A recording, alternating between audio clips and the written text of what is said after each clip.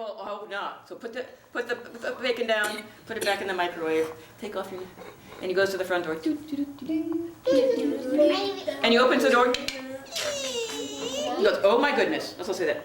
Oh my goodness. Because outside is 1, 2, 3, 4, 5, 6, 7, 8, 9, 10 children. Storytelling allows a student and a teacher to tap into all the nuances of what oral language can bring. And that sets them up for success as they try to think as creative writers in their next step of learning. Did you do that? And what did the kids say? I like that. Oh yeah, but I don't know why they say it like that, but it's kind of a radio thing. Land of letters. And in the land of letters, everyone loves letters. Let's all say that. They love letters. No, even more. Ready? They love letters. Even more. Ready? 1, 2, 3. They love letters. They love letters so much it's a little crazy. What the Department of Education, the Office of Early Childhood, has done is saying, well, we want to train teachers, but not just give them an all-day professional development in what you do, which is the interactive storytelling. We want them to train. We want them to participate in what we call a mentoring residency. So they train. So one reads the story when you're done, it's the other one reads the story. You ready? And go. Look at me. Watch me dance. And the family said, oh, Spider, out you go. She's very small, said Father Duck. What shall we call her? We'll call her Ruby, said Mother Duck, because she's small and precious. Rufus, Rory, Rosie, and Rebecca flew out across the water. They flew up among the trees, but Ruby flew farther and wider.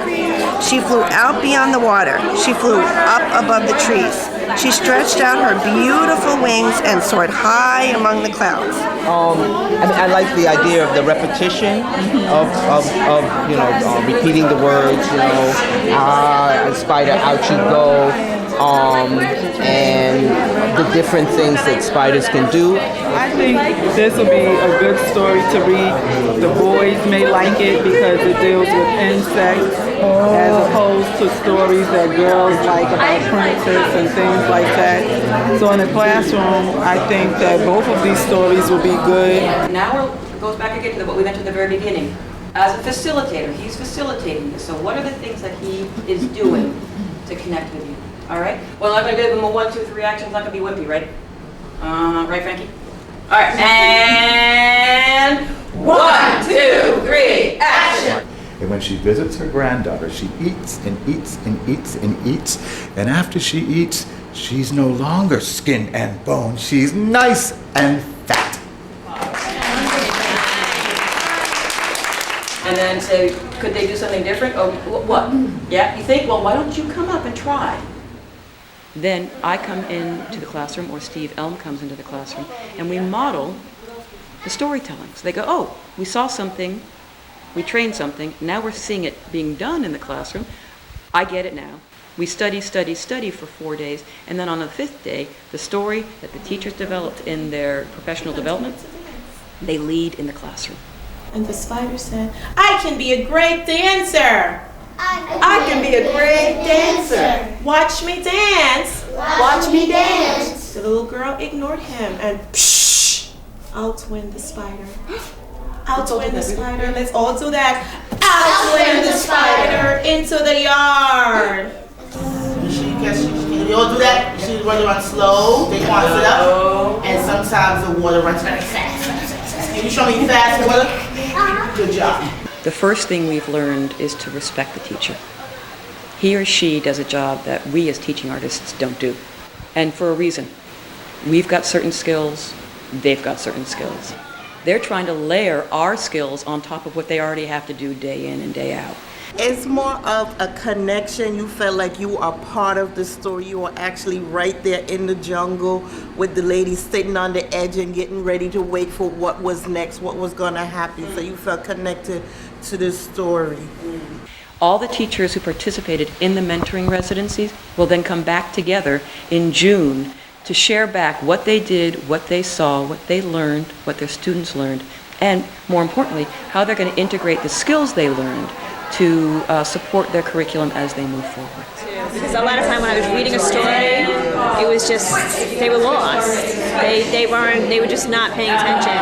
And now that I had brought into the interactive storytelling, it's much better. I used to just like read a book and like it's very like boring for them, so it's just like a good reminder to like make it more interactive for them, and like they really need like the creative process to be like turned on for them, because they have like no imaginative play skills. My kids, they like can't pretend, so it was good in that way.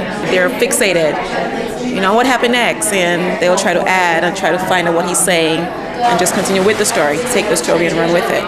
Like our kids, we learn by being trained, by observing, by practicing, by doing, and by reflecting. This is where today is. I'm really interested to hear from you, or to share with each other, what's the impact of that kind of teacher training? I felt like it gives you a completely different idea on how to teaching, seeing somebody else do it, seeing how they interact, they use the hand movements, the gestures. I feel like I'm very animated when I read stories, but it's good to have a story where you're not reading in a book and you're just kind of going with the flow and having the kids add their 2 cents in. Because usually when you're reading a story, they're sitting quietly, they're not interacting, unless you ask a question here and there. But I feel like it's great to have them interacting, them involved in the story. So I really enjoyed it a lot. And I think that what helped me the most was that he practiced with us a week before we did the story. And we all practiced together, so that kind of helped me not be as nervous, I guess, because I was practicing with my other colleagues too. But we're also doing the same story. So what he did was that in the beginning, he made me do the first part, made her do the middle part, and the other one the end.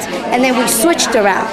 So I got more comfortable, you know, talking about, you know, doing the story.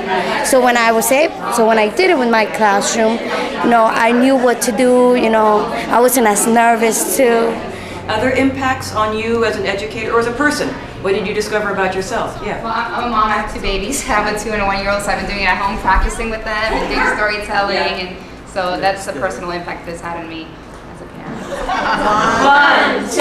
1, 2, 3, action! Once upon a time, there was a big organization. Can I say big? Big organization. Our job as a teacher is to do exactly what they do with their students.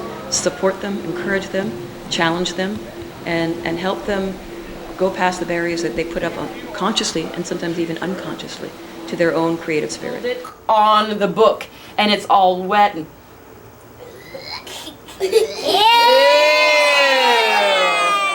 and Stip says, "Did you do this?" Let's all say, "Did you do this?" And the children say, "No, we love books, and it's our favorite book, and it's our and Stip goes, calm down. And they're like, "All right, sorry." And Snip, he tries to gather himself. He takes a deep breath himself. Ready? Take a deep breath. And he says,